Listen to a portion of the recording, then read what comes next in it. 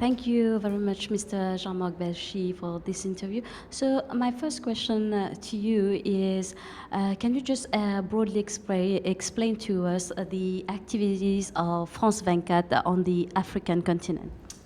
Well, France 24 is an international TV station. We are broadcasting in three languages, French, Arabic, and English. And we are part of France Media Monde Group, in which we also have Radio France International, international radio station, and a radio station in Arabic, Monte Carlo, Doualiya. So in Africa, the French-speaking channel of France 24 has a big success in this country. We have broadcast on all the platforms available there, and we have about 20 million weekly viewers in this part of the world. And France 24 is trying public broadcaster, so we are trying to be available to all the audience, and we are trying to maximize the distribution of the channel. And we are free to air on different satellites, SVS5 and Eutelsat 16. And we're also trying to develop the English-speaking channel in the English-speaking countries through the DTH platform, private open, and also on the DTT network. So we are on several private DTT platforms in Kenya, in Uganda, in Zambia next. And we're also trying to have agreement with governmental authorities to provide the channel for the free DTT public platform. And we are on some countries we are already broadcast free to air. In Uganda, for example, Rwanda, in the Zambia. Next time it will be in the Seychelles. So it's quite something that is interesting, but the market is quite moving, so we have to be aware about all the different information.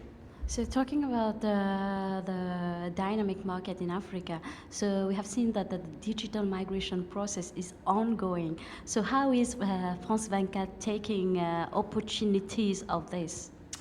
Well, we have a very different situation depending on the country. Some countries are still not without DTT proposals. Some have different private operators working in the country, but no public services.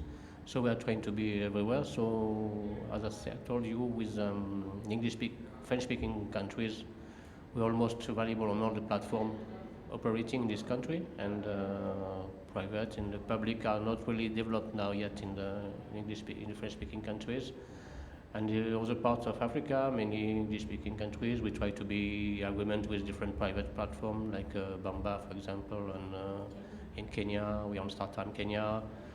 We also in in Ghana, we are trying to get contact with all the operators and propose a channel. So generally, as the channel is free, we have good contents, we have relevant news, so it's quite a channel that has good feedback from the audience.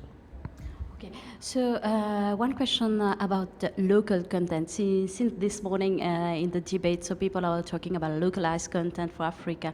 So how is France 24 adjusting to localized content for Africa?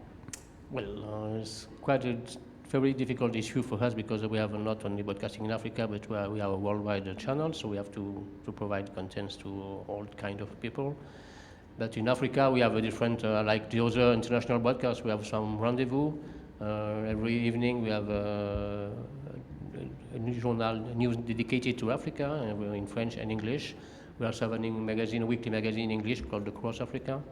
And well, we're going to extend some contents targeting African audience, but globally we think that we can also provide good contents for an international audience, whether it is African or not. So we have also magazine about gender, about environment, about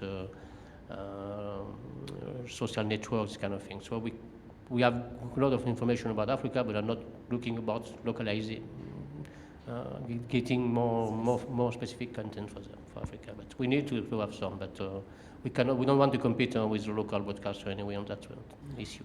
Okay, thank you. So look, OTT is gaining momentum in Africa. So what are the plans of France 24? Well, regarding OTT, we are just ready for the operator, but we are not really trying to push this kind of broadcasting system. We have not have too much partnership in that field. I think Africa need a little bit more time to develop this kind of providing contents technique. And now we are just looking DTT. We're also looking quite a lot about apps, and smartphone, this kind of thing. So we try to be on different specific platforms which provide contents for the audience. We also have a lot of contents available on YouTube also. It's a big development for the company. And we have quite a lot of frequentation with that, about 14 million, I think, YouTube's play each month, something like that. Thank you very much, Mr. Jean-Marc Belchi.